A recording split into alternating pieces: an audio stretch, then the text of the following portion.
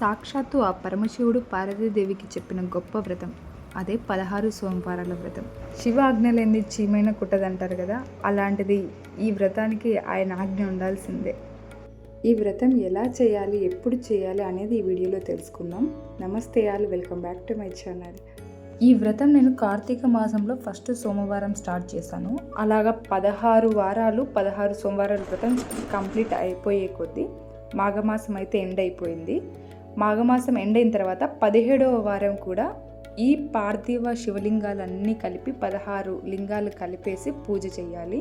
17వ వారం కూడా సేమ్ 16 సోమవారాలప్పుడు కూడా మనం ఎలాగైతే పూజ చేసామో అలాగే పూజ చేసి దగ్గరలో ఉన్న నదిలో పార్థివ లింగాలను అయితే వదలాలి. దాని తర్వాత శివాలయానికి వెళ్తే చాలా మంచిది. మీ శక్తి కొలది ఏదైనా దానం చేస్తే మంచిది. మేము 16 సోమవారాల వ్రతం చేయలేము అనుకునే వాళ్ళు షోడశ సోమవారం పూజ కూడా చేసుకోవచ్చు.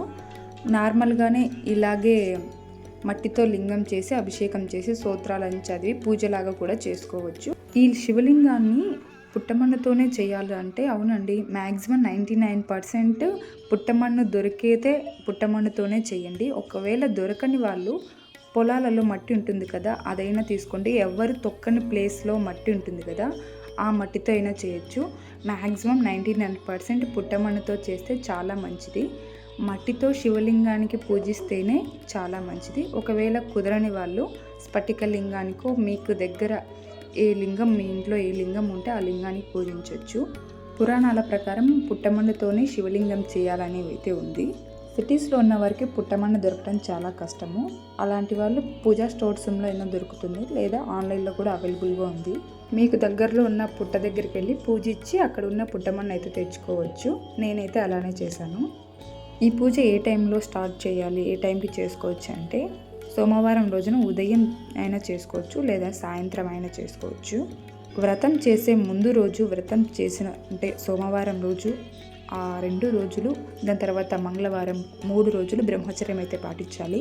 ఈ వ్రతం చేసే రోజున తెల్లవారుజామునే లేచి తలంటూ స్నానం అయితే చేసి దాని తర్వాత పూజా పనులు అయితే స్టార్ట్ చేయాలి. ఈ పూజ ఉదయం కుదిరని వాళ్ళు సాయంత్రమైనా చేసుకోవచ్చు. ఈ పూజలో ప్రధానంగా గోధుమ రవ్వతో లేదా గోధుమ నూకతో చేసిన నైవేద్యం అయితే సమర్పించాలి. గోధుమ రవ్వతో గోధుమ నూకతో పాయసం చేసుకోవచ్చు, అండ్ కేసరి లాగైనా చేసి దేవుడికి అయితే నైవేద్యంగా ఇవ్వాలి. ఈ నైవేద్యాన్ని 3 భాగాలు చేయాలి. ఒక భాగం మనకి, ఇంకొక భాగం గోమాతకైనా పెట్టచ్చు, లేదంటే మూగజీవులకైనా ఇవ్వచ్చు. ఇంకొక భాగం ఎవరైతే మనం వాయనం ఇస్తామో వాళ్ళకైనా ప్రసాదంగా ఇవ్వచ్చు. ఇలా వాయనాలు 3కైనా ఇవ్వచ్చు, 5 మందికి ఇవ్వచ్చు. అలా వాయనం ఇచ్చిన వారికి కొంచెం కొంచెం ప్రసాదంగా అయితే ఇవ్వాలి. మనం కూడా ఆ ప్రసాదం మన ఇంట్లో వాళ్ళు కూడా స్వీకరించాలి. ఈ వ్రతం చేసే వాళ్ళు మార్నింగ్ నుంచి ఈవినింగ్ వరకు ఉపవాసం ఉండాలి. ఈవినింగ్ చుక్కలు వచ్చిన తర్వాత అప్పుడు టిఫిన్ తినాలి. రైస్ ఐటమ్స్ అయితే అసలు ఏం తినకూడదు. హెల్త్ ఇష్యూస్ ఉన్న వాళ్ళు కఠినంగా ఉపవాసం చేయాల్సిన అవసరం అయితే లేదు. పూజ కంప్లీట్ అయ్యేంత వరకు ఉపవాసం ఉన్నా చాలు.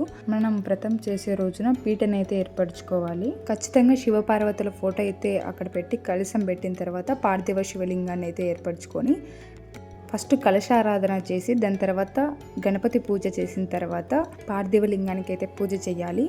పూజ చేసిన తర్వాత మనము పంచామృతం స్నానం అయితే చేస్తాము. అప్పుడు మట్టితో చేసింది కదా కరిగిపోతుంది.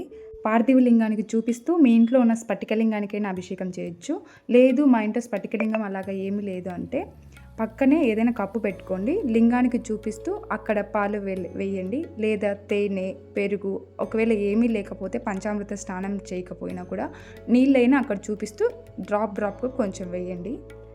ఈ పూజ చేసిన తర్వాత మనకు వచ్చిన ఏ శివస్తోత్రాలైనా చదువుకోవచ్చు. లింగాష్టకం, శివాష్టకం, శివస్తోత్రాలు ఏవైనా చదువుకోవచ్చు. 108 ఉంటాయి.